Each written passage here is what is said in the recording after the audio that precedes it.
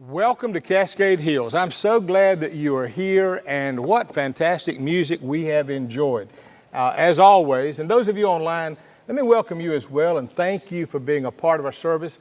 If you would, hit that share button for us and let your friends know about this worship, because I believe I've got a word for you today that you're going to enjoy and that all of us are going to benefit from.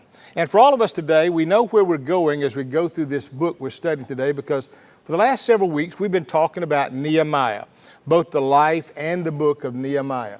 Pastor Brent concluded last week on chapter 5, and we talked about getting things right with one another so that God can bless us.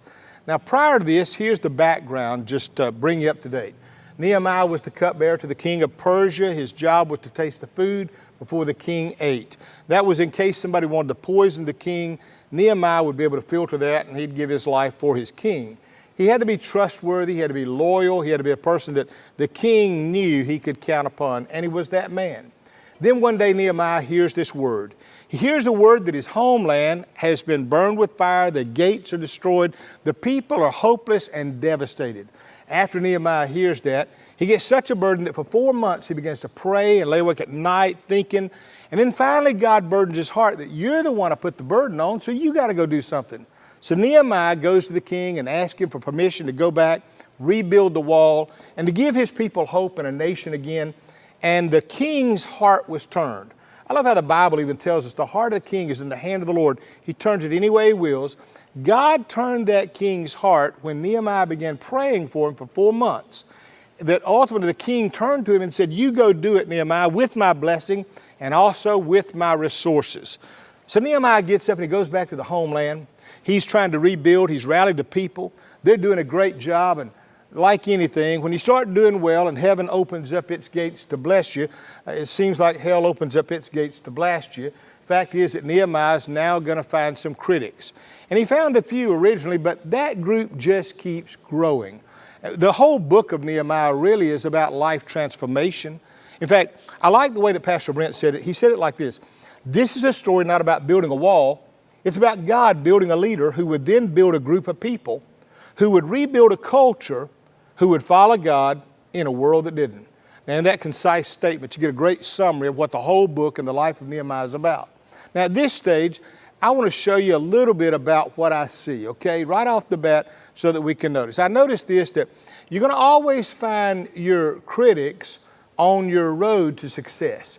When you start growing and going and moving and making a difference, that's when you're going to find out where your friends are and where your enemies are. Chapter 6, where we pick up today, okay? Nehemiah chapter 6, and the scripture reads like this. Now it came about that when it was reported to Sanballat, Tobiah, Geshem the Arab, and the rest of our enemies, you notice how the group has grown, that I had rebuilt the wall. That is, at this time, they had finally completed it. 52 days it took, and they had finished this entire wall around the city. And he said, so that there was no breach that remained in it.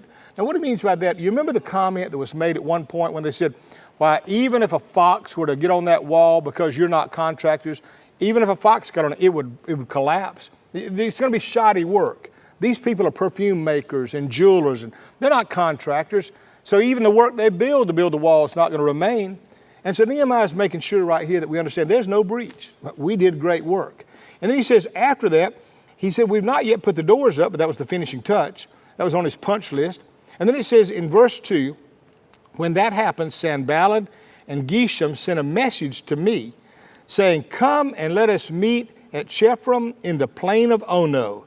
But they were planning to harm me. That is, the critics now decided instead of standing on the outside and criticizing you, what we're going to do is we're going to ask you to come and have a meeting with us. We want to have a dialogue. We want to have a discussion, and that's what they want to do.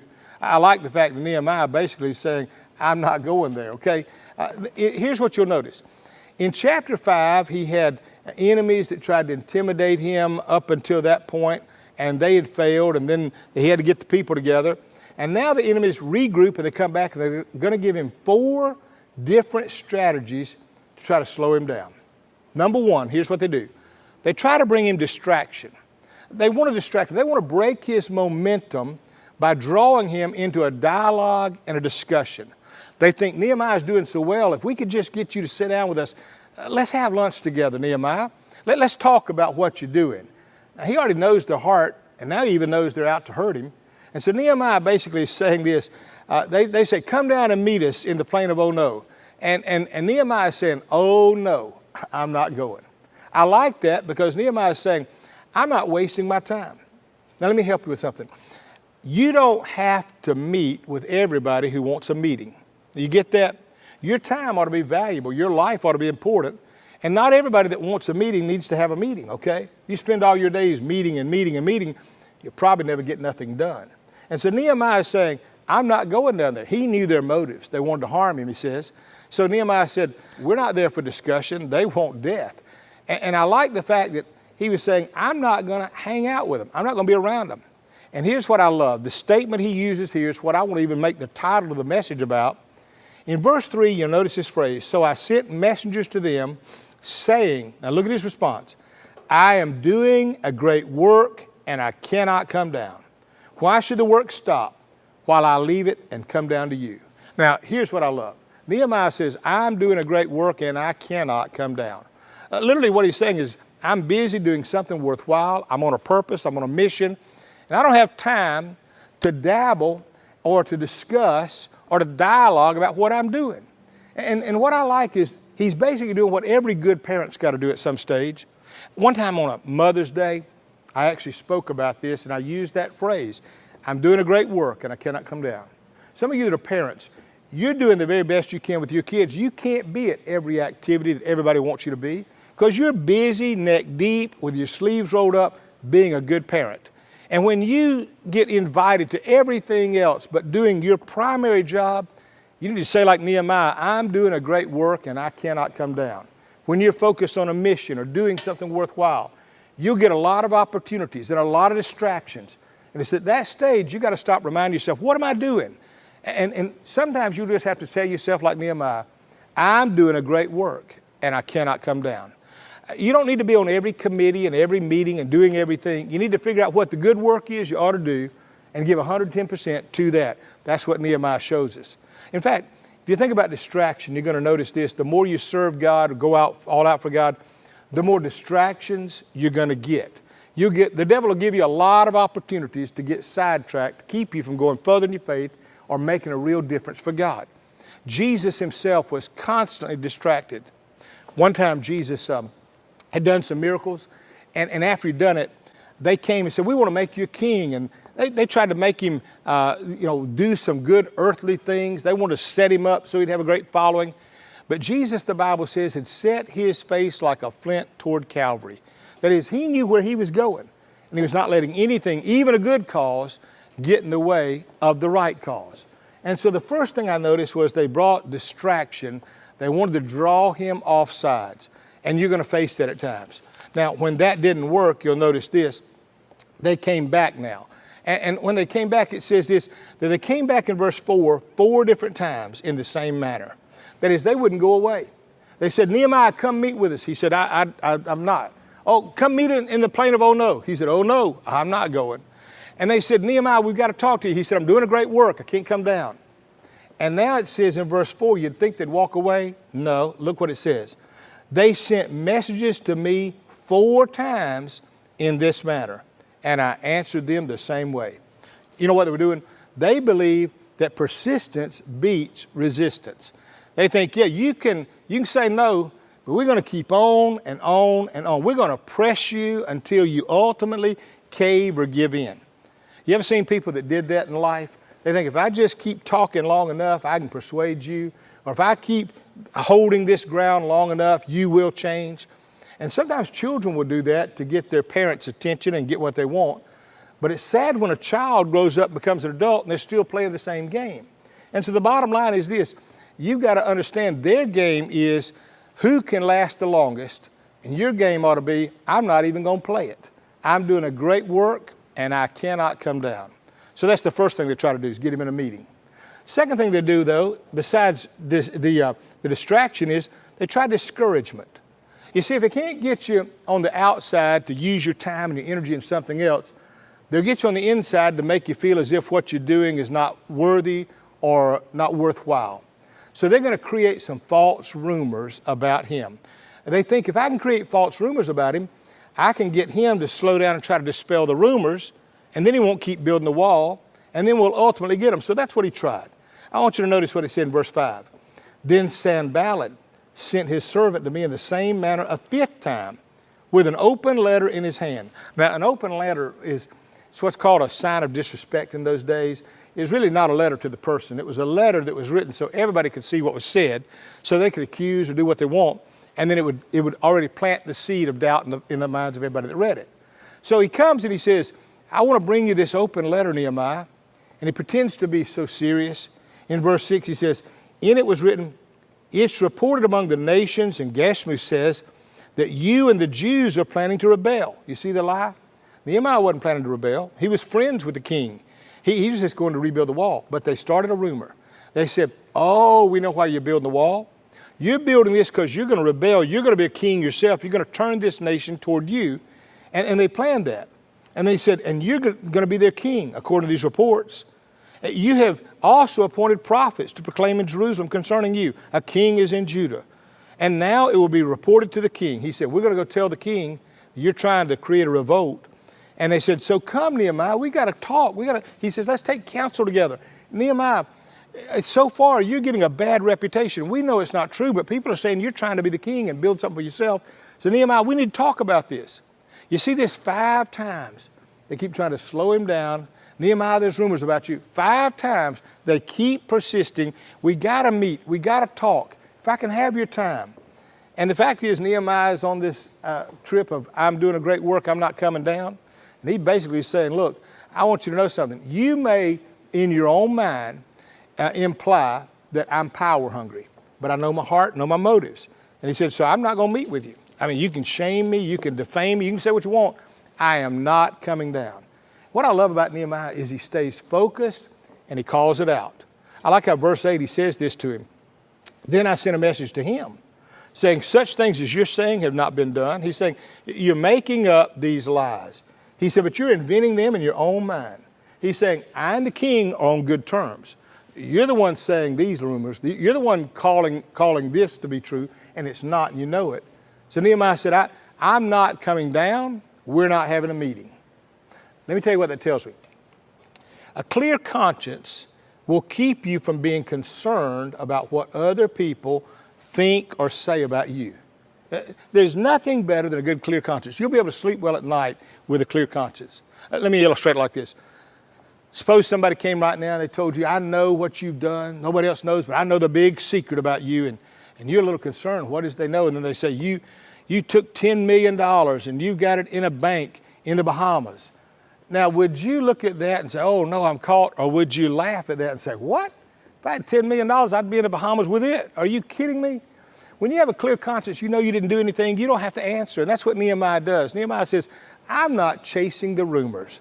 I'm not trying to prove my innocence. I'm not trying to let everybody know how I haven't done what they're saying I'm doing. Nehemiah is basically saying, listen, I know some principles of life you need to know. Let me give them to you. There are 2 of them. Remember this. Your friends don't need an explanation. Your friends don't need an explanation. Number 2, your enemies won't believe one. Your friends will never need it because they know you, and your friends will never believe it because they don't want to believe anything good about you. So Nehemiah is showing us how you handle the criticism, how you respond to the adversity. He's saying, don't chase all the rumors. Don't come down to me. Don't try to defend yourself. You just keep doing a great work and don't come down. And so they tried distraction, and that didn't work. And they tried discouragement, and that didn't work. They're going to try a third thing now. They're going to try disloyalty now. This one's going to come out.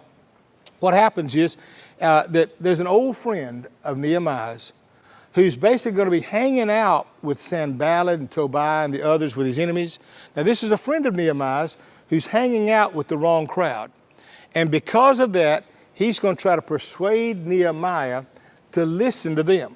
In verse 10, it says, when I entered the house of Shemaiah, the son of Delilah, the son of Methabal, who was confined at home, he said, let us meet together. You notice how they just keep wanting to have meetings. Let us meet together, this time in the house of God, within the temple, and we'll close the doors of the temple. He said, Nehemiah, come down from the wall. And this time you don't have to meet with them somewhere. Meet in the temple. Let's go to the temple. And that sounds good. It sounds like it's of God. And he says, and we'll close the doors, for they're coming to kill you, Nehemiah. They're coming to kill you at nighttime. Now, when he tells Nehemiah that, I love his answer again. I mean, this guy, every time I read about his responses, he goes up higher in my book. Verse 11, he said, should a man like me flee? I love that statement. Should a man like me flee? Nehemiah said, I've done nothing wrong. My conscience is clear. I am not running. I'm not answering. I'm not discussing. And I'm certainly not going to hide. Nehemiah said, I'm going to keep doing what I've been doing regardless.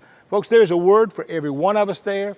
Too many of you may be listening to everybody else. You're letting other people decide and dictate the direction of your life.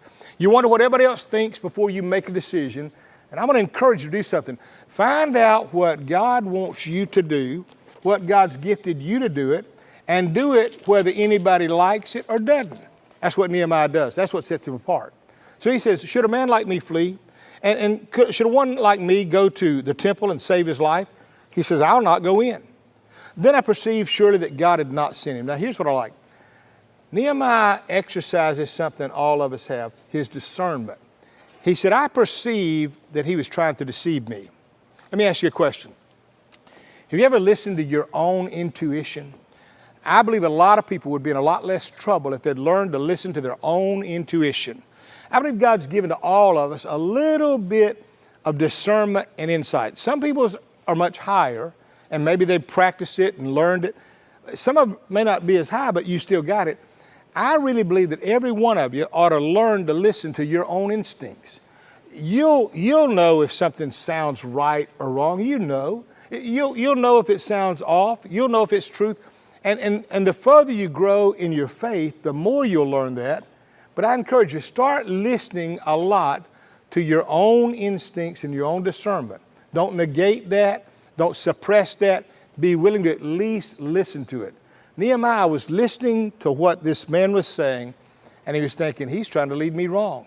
He's trying to put me on the wrong path. He's trying to put me in a place of danger. And so Nehemiah recognized it.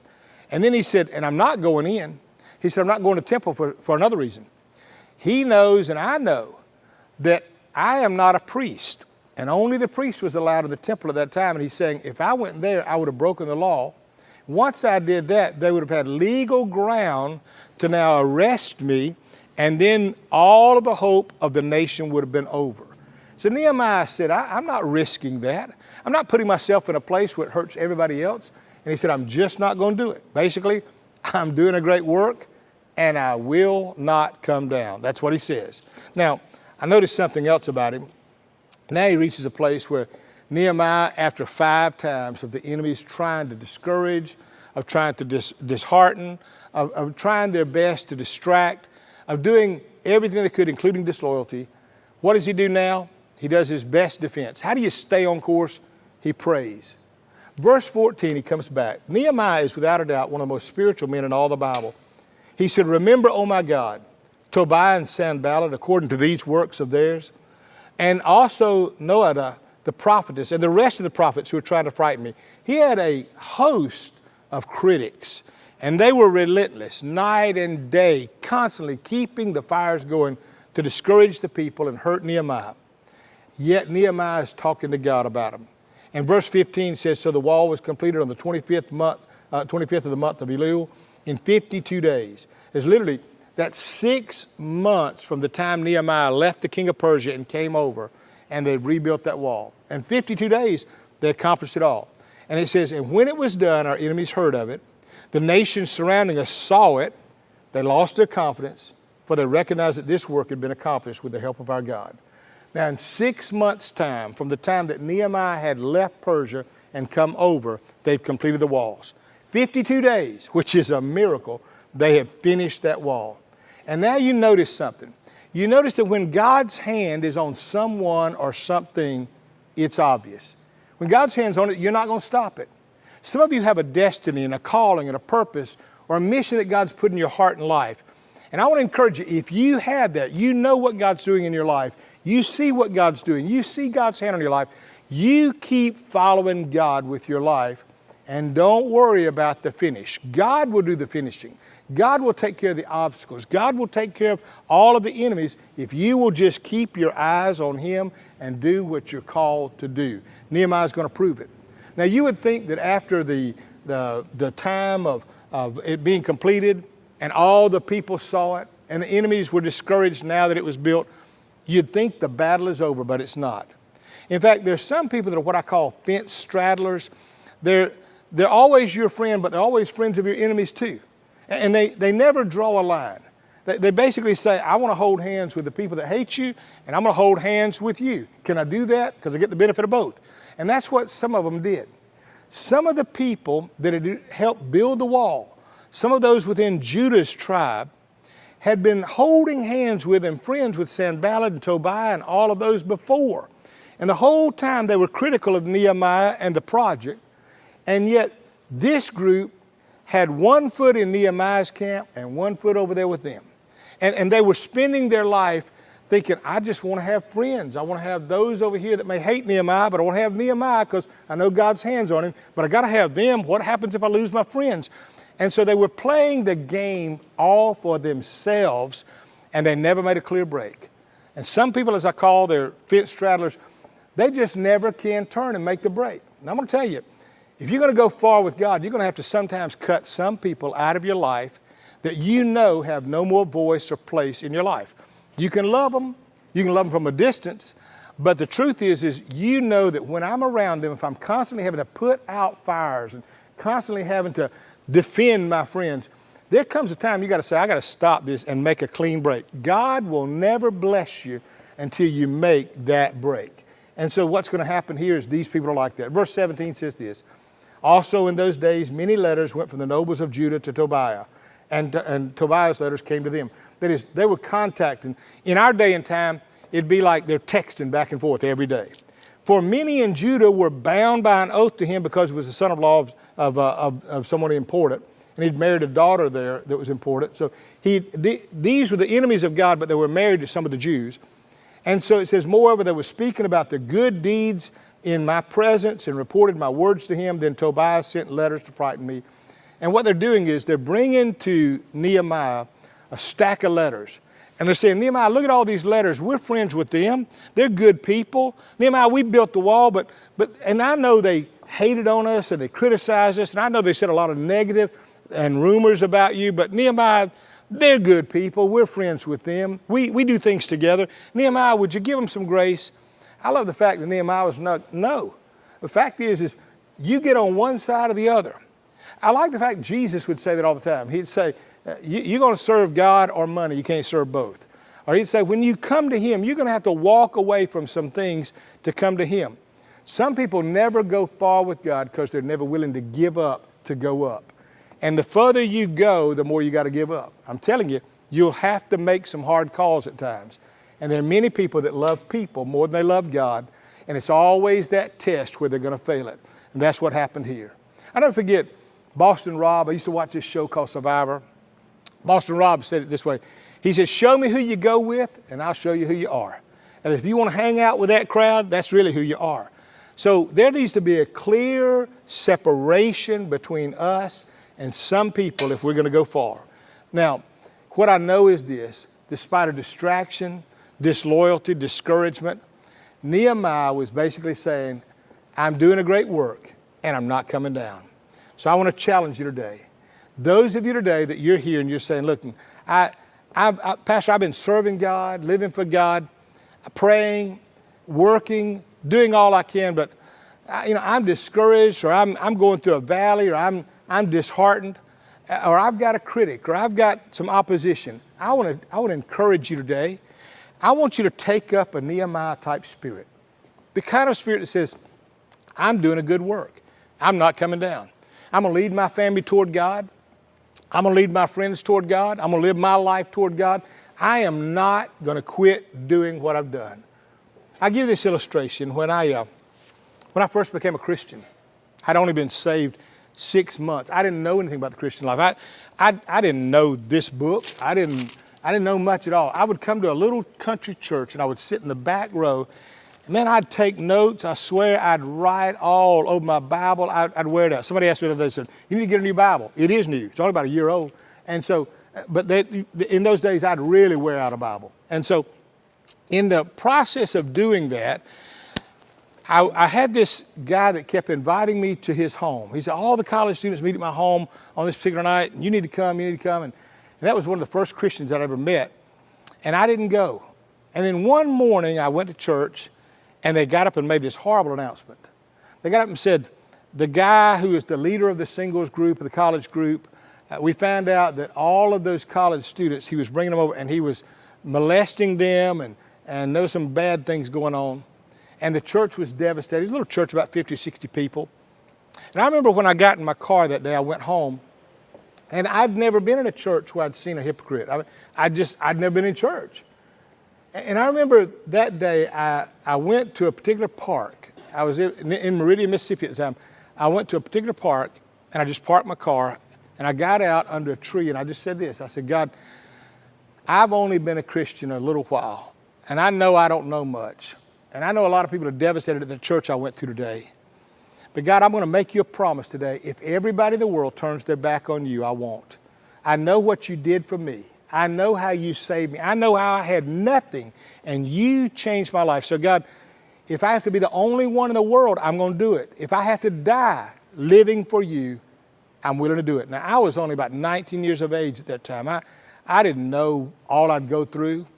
But I remember watching people fall out of the faith during that early stage and thinking, I'm going to walk this walk alone. Now, that's kind of what Nehemiah had, and that's what you're going to have. I'm doing a great work. I'm not coming down. I'm determined to make this journey of mine a walk for God and to live for God and go all out for God. If I have to do it alone, if everybody wants to go with me, fine. But if they don't, that's fine too. I'm going to live for God so that one day I'll meet my master, and when I stand before him, he will say the words you want to hear more than anything. If you went through this whole world and nobody applauded you, and you get to that one and he says, well done, good and faithful servant, that's what you're living for. You're not living for the applause down here. You're living for one up there. And if you'll keep that in mind, I think it'll keep you going through the storms of your life and the adversity that you get. So that's the goal for you. Let's go to the Lord in prayer together for a moment. Father, I want to thank you today for the good work you began in us. You promised us in Philippians 1:6, you began a good work in us and you will perform it until the day of your coming. And Father, I just pray in the name of Jesus for every one of us today that we would buckle down in our faith and we would decide that our faith is more important to us than any other aspect of our life, and that we would choose today, like Nehemiah, to say, Lord, you've saved me, you've changed me, you've blessed me, and I will be loyal to you with my last breath. I owe it all to you, so I'm going to live for you. And I pray that we would say, I'm doing a good work and I'm not coming down. Let that be our spirit. But then if you're here today and maybe you're listening online and you've never asked God in your life and you've been looking for peace and forgiveness, I want to challenge you to do something today. There's a God that loves you. He sent his son to die for you. His name is Jesus. And he lived a sinless life and went to a cross and died in our place for all of our sins. And Jesus says, I want to forgive you. And the Bible tells us if we will believe that he lived the sinless life, went to the cross, died for us, and rose again, if we will repent of our sin and ask him in our life, God will forgive us, give us a new family forever in him, and he'll give us a future so that down here on earth and in heaven, we spend our life with God. I want to encourage you today, if you've never done that, I invite you today to ask him into your life. Come to know this God that loves you. Here's a prayer I can lead you in, but you've got to make it your prayer from your heart. Hear the words to it. Say, Dear God, thank you for loving me enough to send your son to die in my place for my sins. I repent of my sins. I turn my life over to you. I ask you to come into my heart, Lord Jesus. Save my soul. Fill me with your spirit that I might live for you. And I thank you for hearing my prayer today. Now, if you prayed that prayer and you really meant it, I want to invite you to do something. Those of you here, I invite you to come today to one of these counselors here and let them know, I want to give my life to God. Those of you online, there's a place where you can text that number on the screen and let us know that you have prayed and asked Christ in your life. We want to respond to you and give you some information to help you get started right in your life. I'm telling you, God's already done His work, and Jesus finished it for us at the cross. And thank God He never turned back. But today you're faced with a crossroads. Am I going to follow God with my life? Am I going to go all out for God?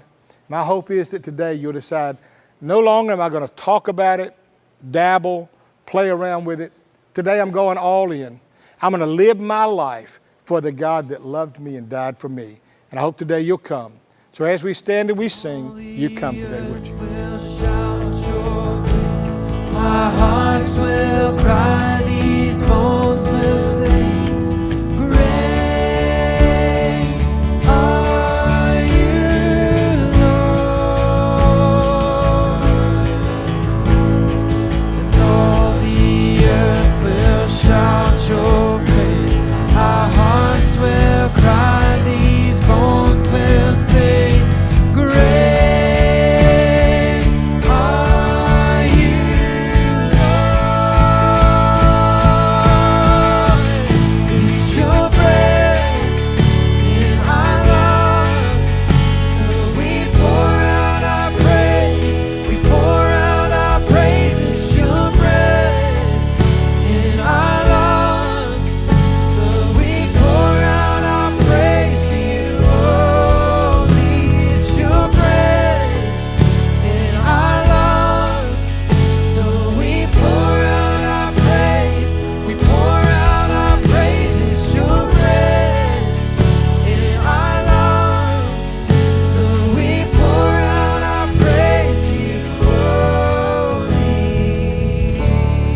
Church, let's give God some praise today. What a great word. Amen. Hey, thank you for visiting us today. And if this ministry has touched your life in any way, please send us your story to iam@cascadehills.com. And if you'd like to help support this ministry financially and help us spread the word of Jesus Christ around the world, you can go to cascadehills.com or our Cascade Hills app and select the Give button. We hope you enjoyed the services today. Tune in next week for another great message.